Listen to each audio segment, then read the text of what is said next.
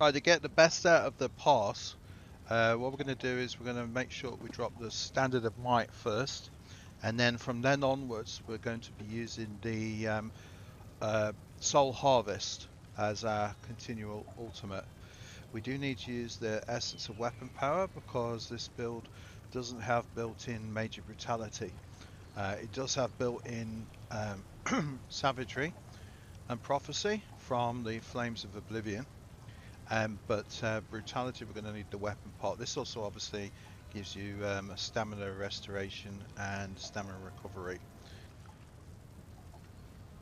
Okay, so here's the rotation. We're going to start off with Hurricane, Flames of Oblivion, swap over, do the back bar stuff, hit our ultimate, and swap back and use our main spammable.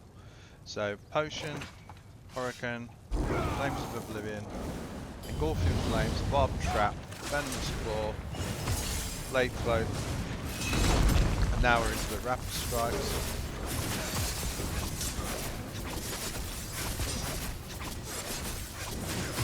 Refresh Flame of Oblivion, Refresh Hurricane. When Engulfing Flame gets down to 1, swap over, hit those bottom bar stuff again, back over. Now we're going to use Harvest Soul.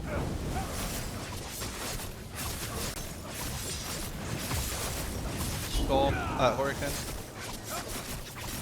Potion, Flames of Oblivion, Engulfing Flames, Trap, Claw, and so on. As soon as the Harvest Soul ultimate is available, use it. Basically, as soon as anything runs out, activate it. You can queue some of these.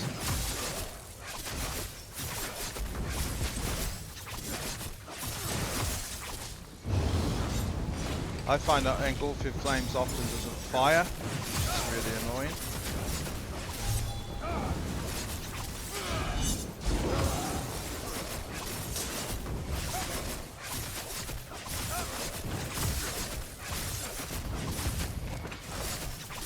One of the nice changes on the last update was the ability to actually activate your potions during combat, which is great. You don't have to wait for your current skill to end, especially for things like Arcanists, who've got a long beam time. Yeah, I had to press Flames of Oblivion twice then. Didn't do anything the first time. Biggest problem is Engulfing Flames, getting that to work.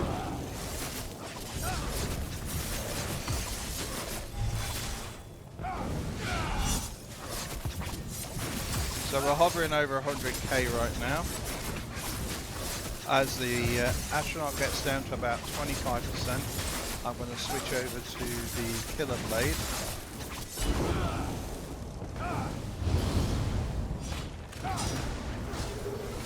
Yeah, Blade Cloak didn't work then. So I'm now going to be switching over to Killer Blade. Everything else you maintain, you're just using Killer Blade as a spammable.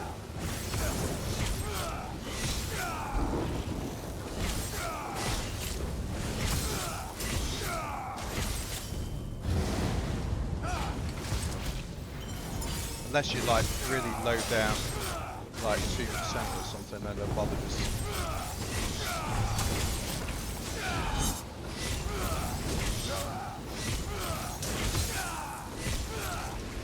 Oh, what do you know? I got even higher.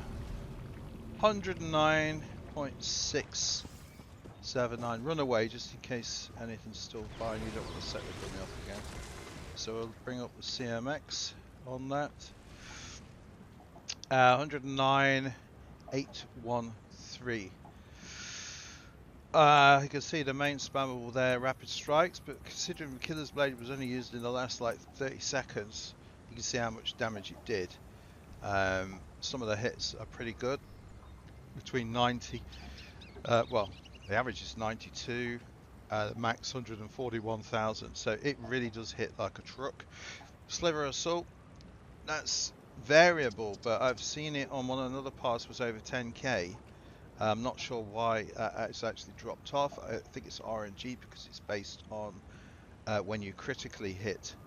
My crit was around 70%, just over 70%.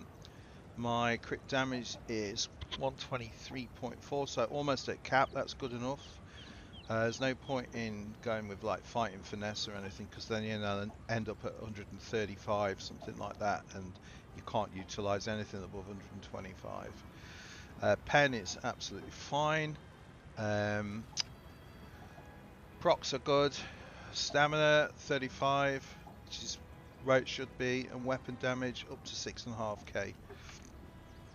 So that is the rotation. I hope you find that useful. Let's just check out the info and see what my weave average was.